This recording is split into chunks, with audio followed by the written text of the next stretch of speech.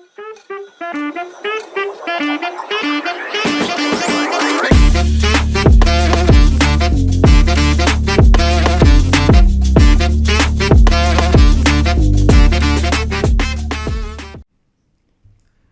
guys, welcome back to another exciting episode of Explicably Inexplicables. My name is Nikhil, and without further ado, we have the honor and privilege of diving into Sagar Pelaprolu's journey in his entrepreneurial experience.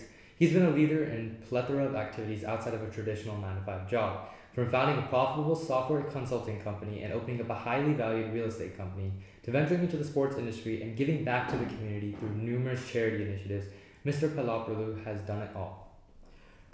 So I guess let's dive right in. Our first question to you is, could you introduce yourself, your background, your education, where you're from, maybe a little story? Okay, first of all, thanks Arnav, Nikhil, for giving this chance to share my story with you guys. And I hope this would help somebody to take a lesson and use it in their careers. 100%. Yeah. Absolutely.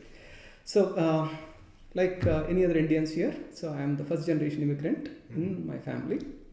And my journey in the United States started about 25 years back. And I would put it as I spent almost equal amount of time between India and US. So now 25.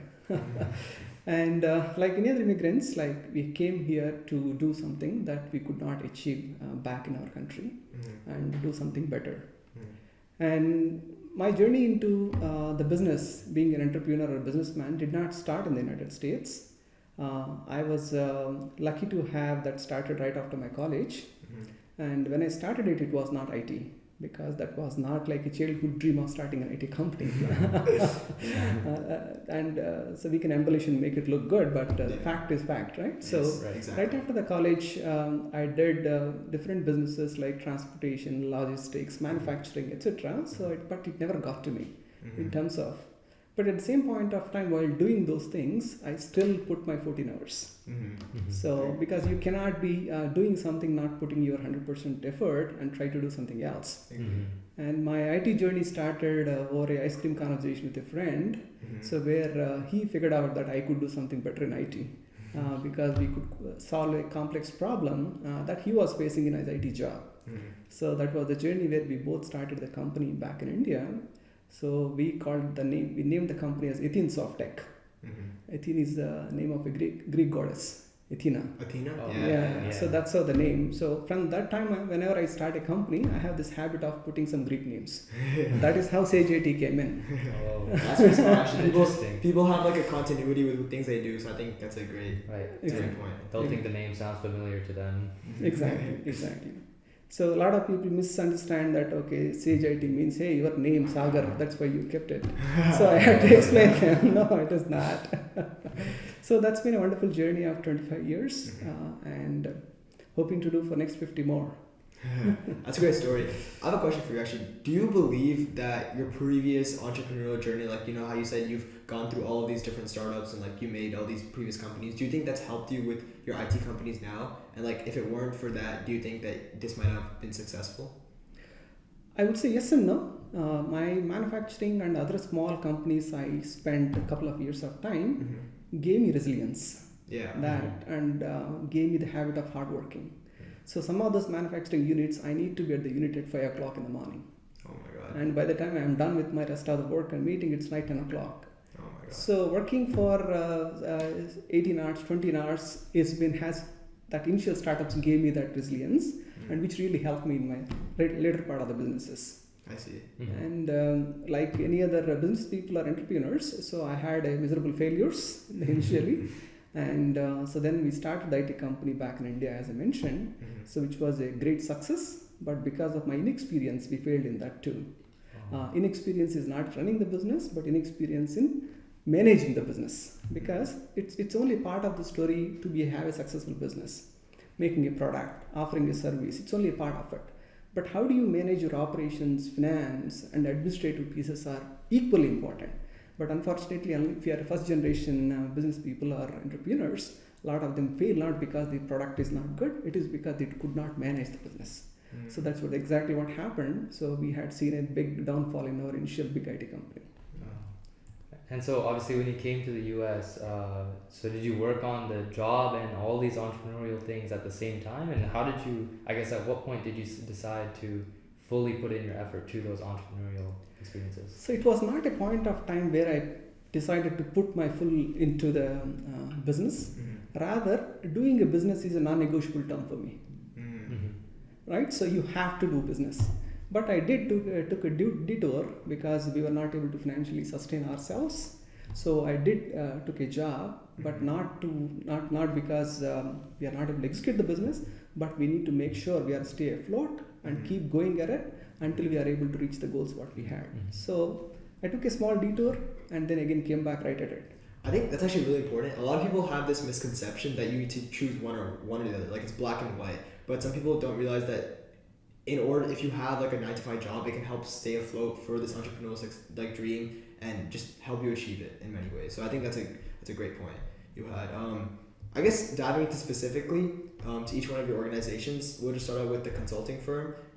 What is it about? What have you achieved with it, and what are the main points about that? So when we had that IT company, our first IT company back in Chennai, as mentioned. So when we started that, we wanted to build something really crazy, amazing stuff in internet technologies, because those are the days where we used to stand in line for 1 hour to be able to go and use internet browser by paying 100 rupees those days for using the computer for 20 seconds, 20 minutes. That's crazy. So those were the days. It's an amazing, and I don't buy either by learning or by inquisitiveness. So we have started teaching kids who are in the colleges, even the corporates, what could be the future of internet. So that I still remember one session I took for the corporates where I said, the day is going to come where you will watch movie, buy things, do everything on a cable. Right? So we don't know why I said it. We said it, but I still remember that session. Right? A lot of those people who attend that sessions now, either they're all big vice presidents, etc. So when they see me, they said, we remember what you said. Right? So that's kind of approach we have taken, and that experience of educating the people and trying to look at the technologies, niche technologies, is carried in my second stint of IT business, which is Sage IT. So which is one part of our business where we help the people who want to get into IT. We teach them the niche technologies and help them to find careers of their choice. That's one other business. I think that's great. Like, you saw a gap in the industry and you capitalized on it. Yeah. And I think that's such a great initiative that you Absolutely. worked on. Absolutely.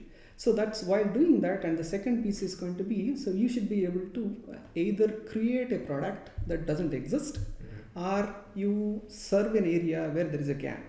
For example, I want you guys to make sure you understand, in my mind, businessmen and entrepreneurs are different. They are not same. An entrepreneur becomes a businessman, but businessman doesn't become an entrepreneur. I want to differentiate that for you guys is, an entrepreneur try to create a solution for a problem.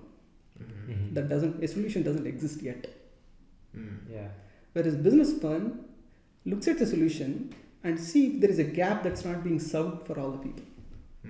Okay. Right? That's actually really great that's distinction. A great way to define it. Exactly. So if you, just to make it very easy for you guys to understand, a chef who creates new recipes is an entrepreneur. A chef who opens a restaurant in a place where there are no restaurants but serving the same recipes is a businessman.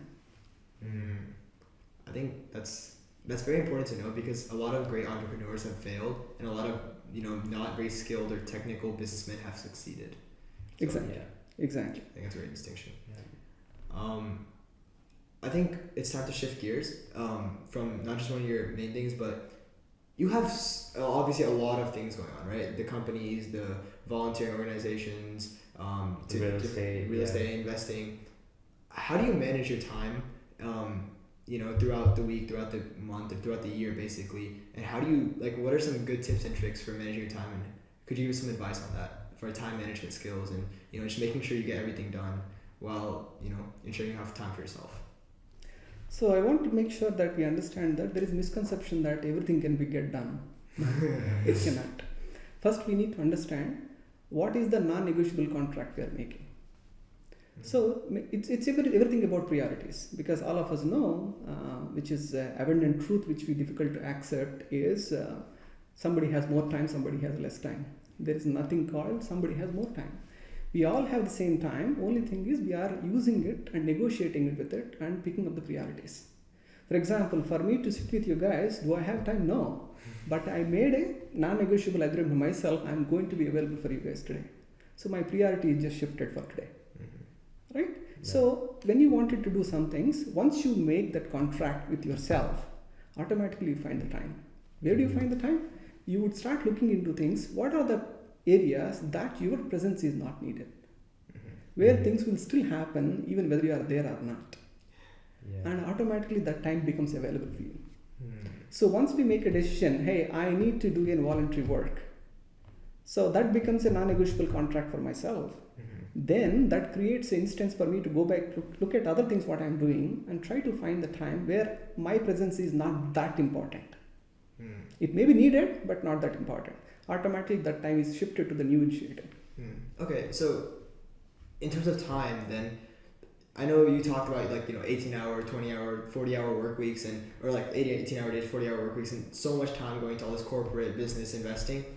What made you want to pursue a philanthropic organization? What made you want to pursue into volunteering? Why is that so important for someone when you have so many things going on? Why did you feel like it's okay or it's good to open up a philanthropic organization, and why did you want to do that in the first place? So I believe that we all live by our stories. So the question is, what story are you telling yourself? So you can ask me, I can give you a story. Hey, I'm a little boy who used to walk to my school, which is about 10 kilometers, and walk back in rain, shine. I worked damn hard. I went to a public school, and I came to US and became all this. It's an inspiring story, right? But there you are trying to create yourself somebody who went through so much of pain to get there. Yeah. But I can tell the same story. I went to a school, walked 10 kilometers where the kids don't even have a chance to go to school. I went to a public school where some of the kids do not have an option to go to that school. They went to work with their parents. I got the great opportunity to come out of country and go to US and do all this. Right? So if I'm going to tell this story, it might not be inspiring for anybody else.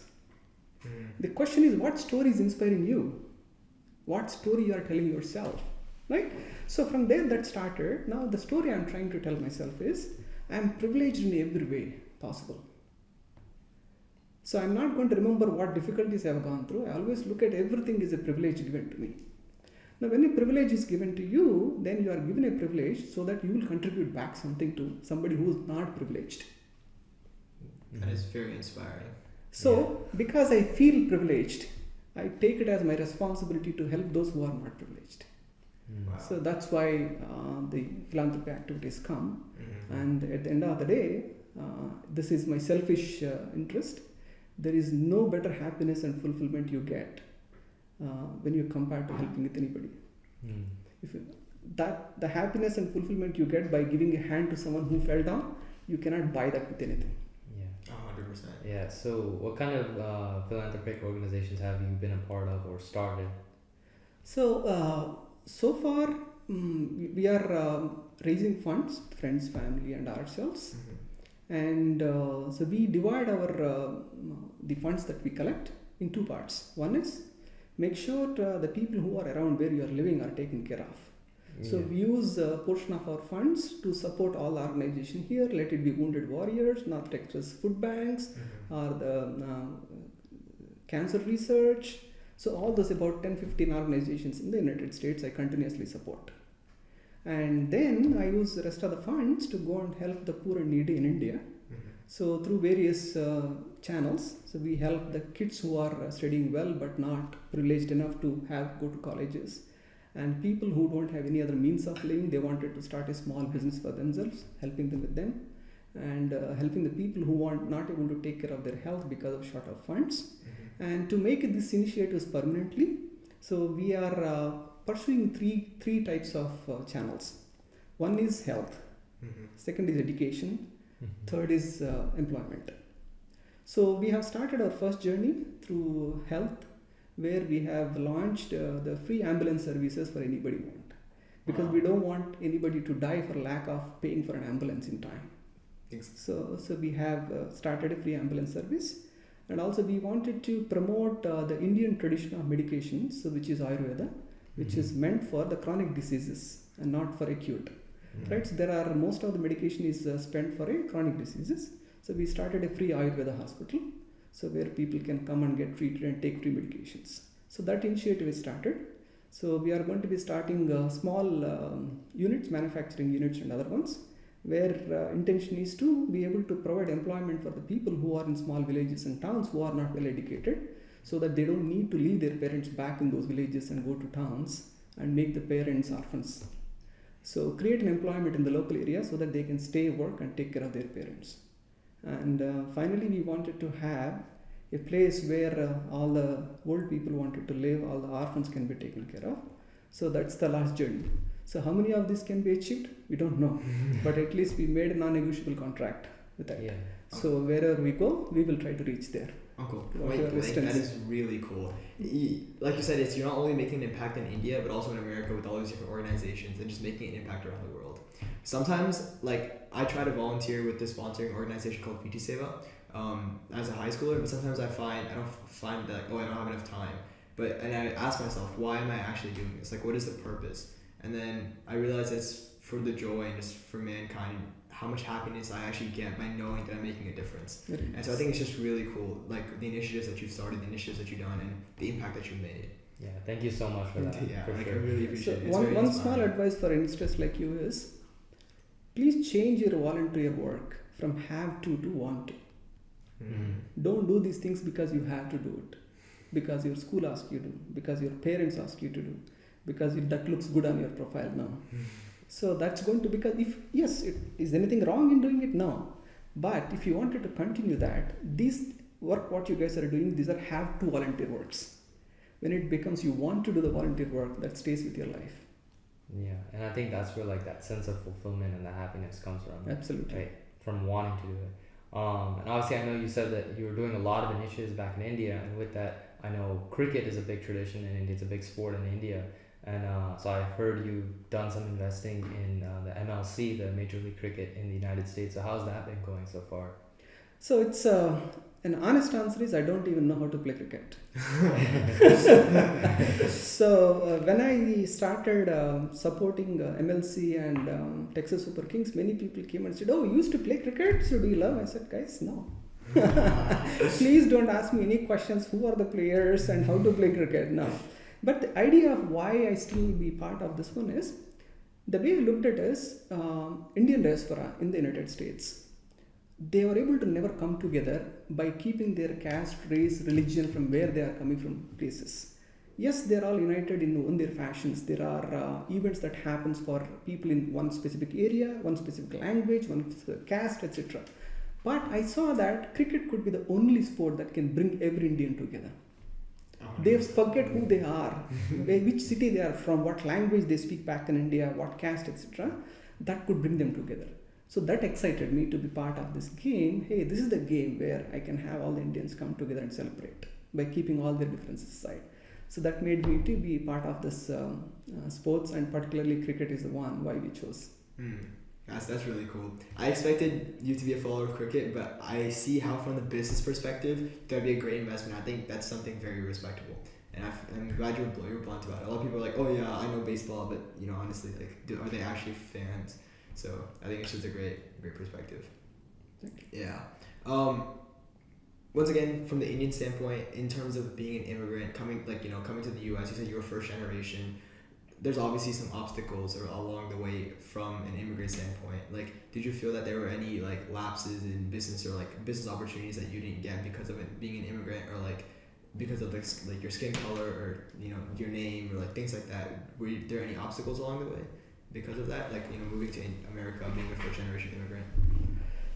I would say yes, but I never pay attention to those because, as I said, what is the story you're telling yourself? Are you trying to put a sad story, having a pity party about the problems? Or are you looking at the opportunities given to you compared to many, many, many people and say that, hey, I'm privileged. So I have developed this habit of not paying attention to the problems, pay attention to only the opportunities. Right? Yes, as an immigrant, when we moved here, can you speak as good as the Americans here or the kids who are born here? No. So you have that inhibitions, hesitations to go in front of someone, to sell your ideas. So you need to struggle, right? So when you are immigrant here, you need to worry about your visa statuses, how long you can stay here, so whether I can settle down, and what are the things that cannot do. So while we can keep worrying about those things, yes, or we can say, hey, what is the privileges that we have? The way I look at it is, Indian diaspora has been blessed by the world in a way that if you are an Indian, you are known to be a smart guy. Yeah. So There's always that misconception. So that is a given. That means a lot of people pay attention to their problems, my visas, I can't do this, I can't do that. But they are missing to pay the opportunities that is sitting at their table, because somebody is already expecting you to be a smart guy when you go to the table. So yes, I had my own difficulties, but unfortunately they don't get registered in our minds because we don't pay attention to it. Right? So I always tell the people, so what is focal is what is causal.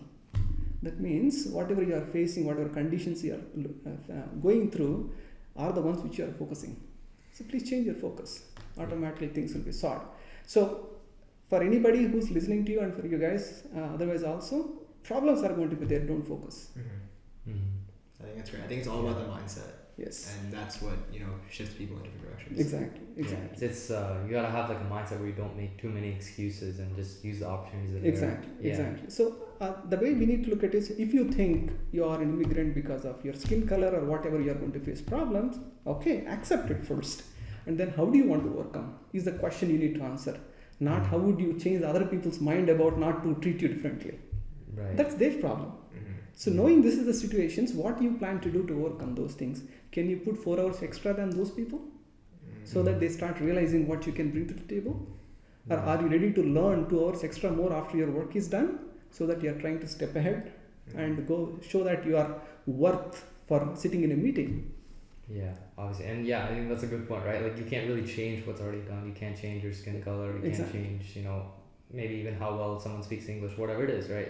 So you really have to try to overcome that obstacle, and don't look at it as an obstacle, but look at it as an opportunity to improve. Exactly. Stand up for inequalities and differences, etc. But don't take this as reasons for why you are not doing well. Yeah.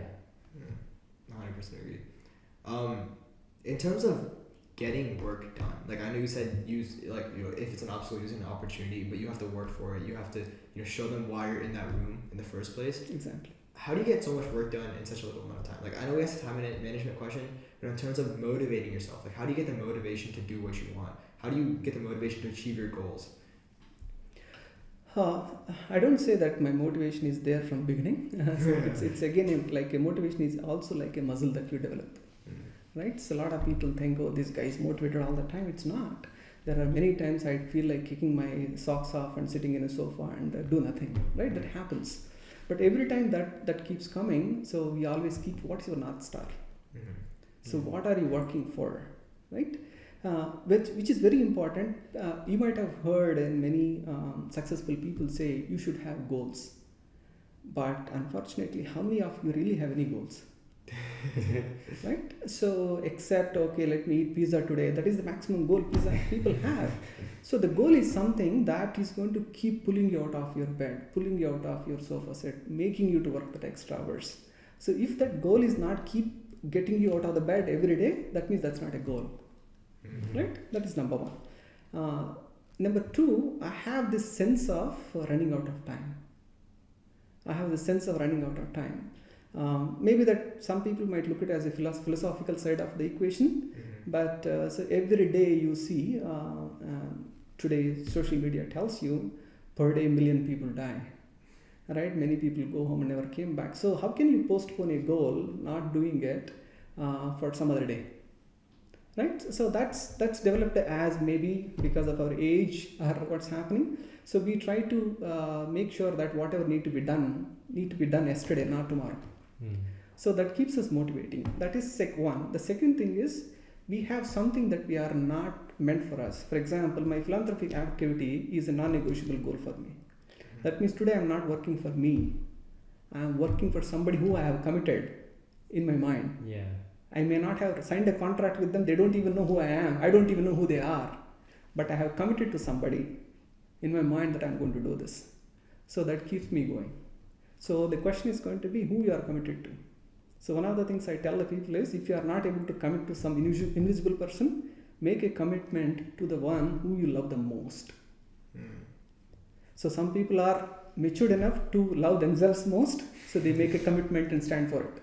But many of us are not matured enough, so our commitment, we think nobody heard it. We can skip it. So that is the reason, until you get that muscle to be able to self-committed, to motivate yourself, commit to somebody who you love the most in the world. So that means you should be thinking 10 times to break that promise what you made to them. So that keeps you going, irrespective of what hurdle you make. I think that's really cool, actually.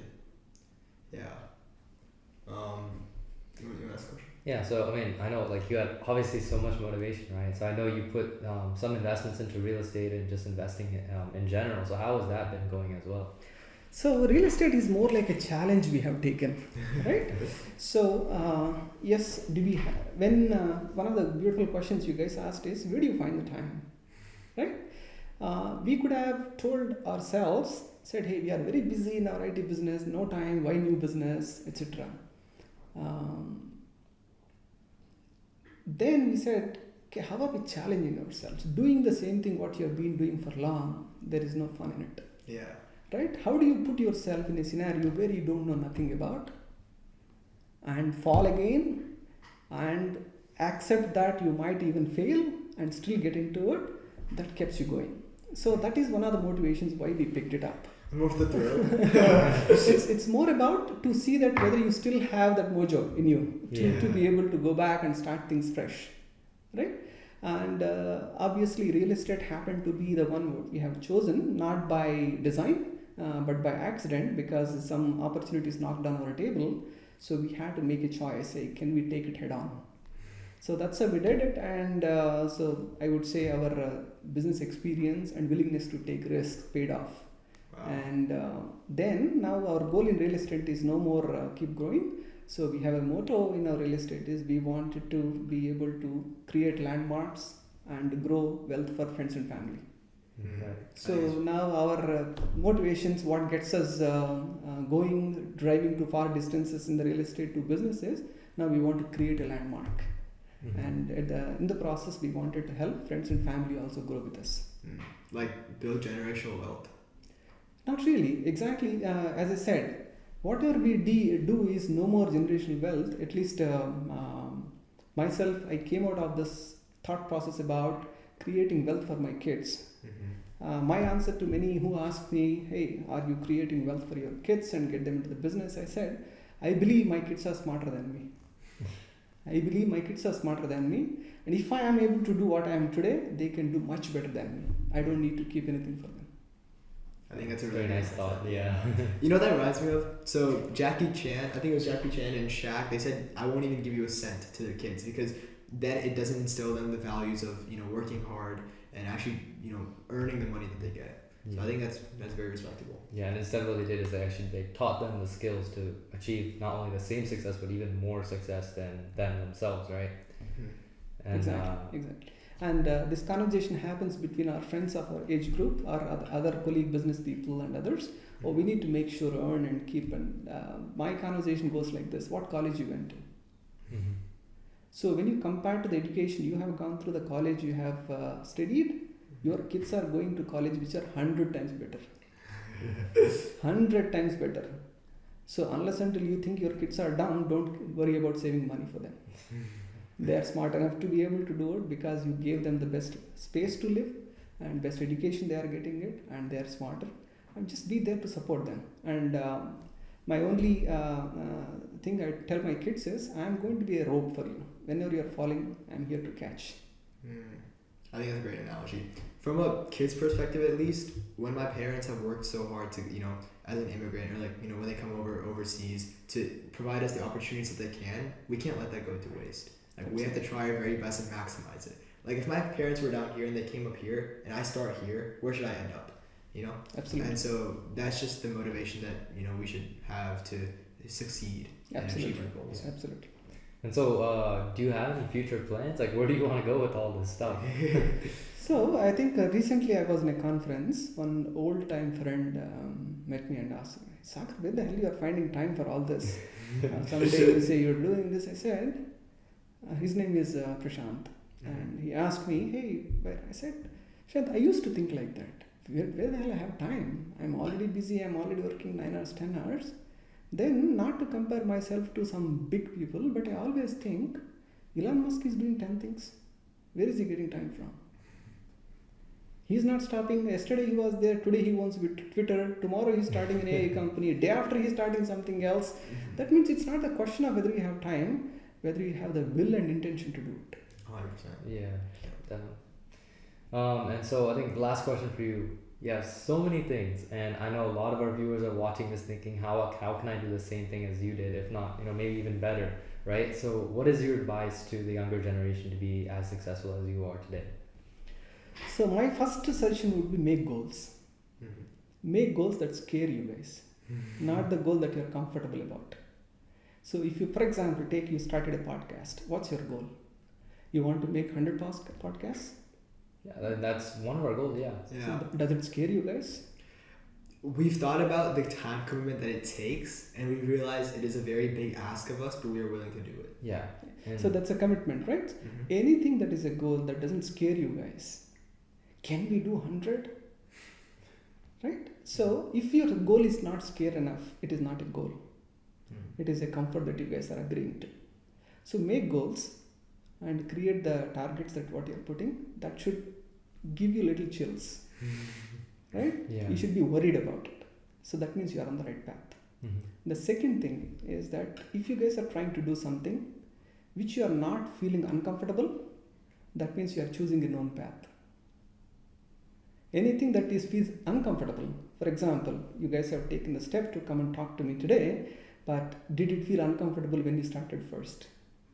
Right? A little bit. So Yeah. if it is, that means you are getting into uncharted waters. That means your body is learning, your mind is learning, you guys are learning.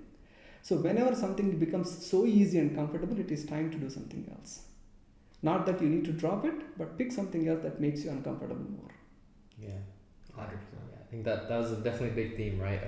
Across all of your different ventures of just, picking something new to try, picking something maybe you didn't even know that much about it, but you achieved a great amount of success and all that. And so I think that just about wraps up our episode.